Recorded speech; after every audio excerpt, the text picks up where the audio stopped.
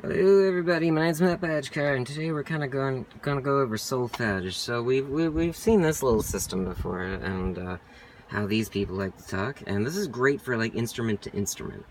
But I find you do need a language that goes in your head, of where sometimes you're not going to be given the notes, and sometimes you're not even going to understand how the notes fit together.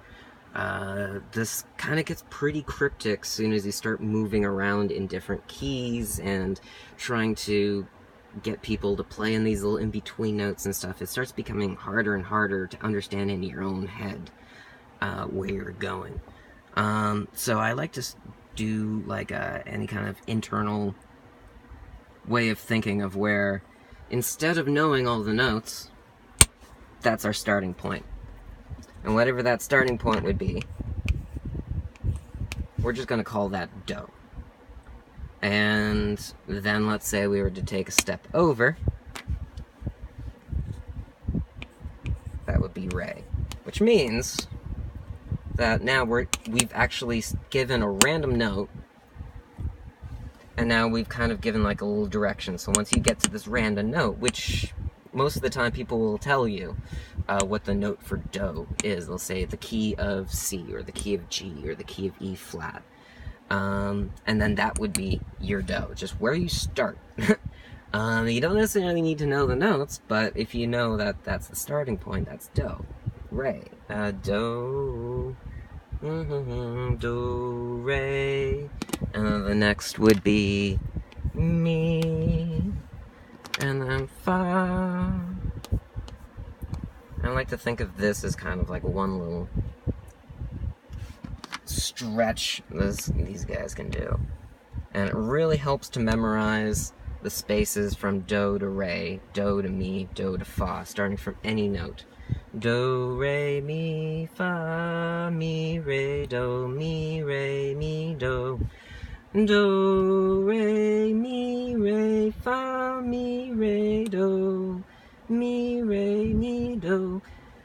Getting used to making these jumps from a point, whatever the point is, it doesn't really matter. You need to more or less do it in your head, and then it'll make 10 times more sense of where to even start looking in this madness.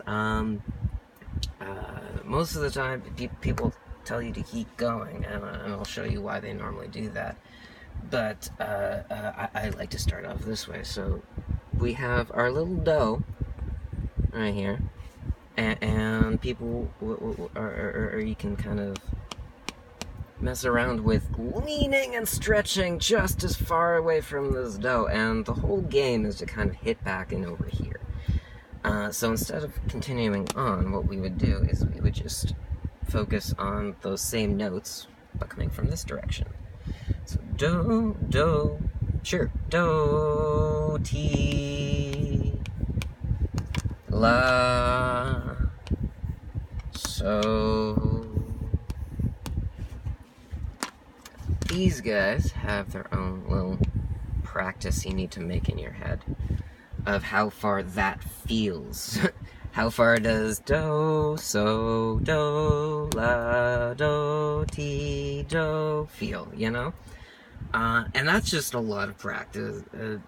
Not even a lot of practice. It's more about the 5 minutes a day than the 5 months from now. And as that kind of, once you get used to that, you'll start saying that, this just starts becoming a reflection of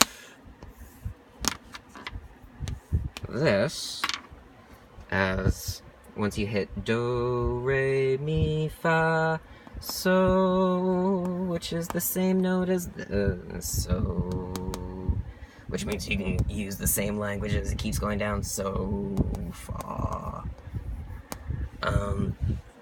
And it starts just repeating itself and working its way back. I'm looking for orange. La, ti, and then do, because I'm out of space. And you'll see that this so, la, ti, do once you kind of practice these little jumps and getting used to the system, la ti do do, so la ti do, you start getting used to actually mucking around in the octave in your own little head. And I find this is kind of 10 times more helpful whenever I'm writing music in my head, or just listening to a tune and trying to piece things together. I'll just break down jazz theory for you right now. So we know it as do, re, mi, fa, sol, la, ti, do. We've learned that, and let me just show you jazz theory. 1, 2, 3, 4, 5, 6, 7, 8, or 1. Ah, I totally did. There we go. And for those who want to know what happens to like the jazz chords of like the 9s and stuff, since 8 and 1 is the same thing, your 8 chord, you never see an 8 chord, but your 9 chord would just have your second but an octave up. Your 10 chord would have a third but just an octave up. Your 11th and 12th are your 4ths and 5ths. 13th and 14, I don't think we'll ever really need to see 15. But what they're trying to do is when they're trying to give you jazz chords and stuff like that, they're trying to spell this stuff out for you. So they'll say C7.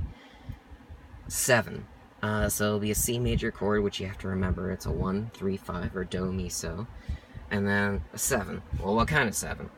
And that has its own little language within over there. Like, in jazz, they've kind of turned it into this hybrid of where, yes, we're working with a relative system, but we also have sharps and flats, so there'll be 1, and then there's this little sharper flat that could go in, 2, this little sharper flat that can go in, 3, 4, 5, 6, 7, 8, or 1. You can see, we've just basically recreated that. And whenever you're working around different keys, you're just using this mentality, and then just applying it to, okay, so what actually notes are we talking about? If you want to make a sharp in solfege, you use the suffix E. So instead of O, E, E, we have do, D, re, mi. That's why you don't have the note in there.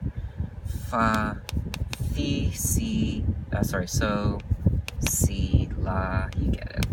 Li, ti, do. And that's just like that little gap right there. And when we're changing keys, we're just still keeping this little thing going. If you want to make into flats, you use the suffix a. Do, ti, te, la, le, so, se, fa, mi, me, and then ra. I always hate theory because there's always one thing that I think should be flipped.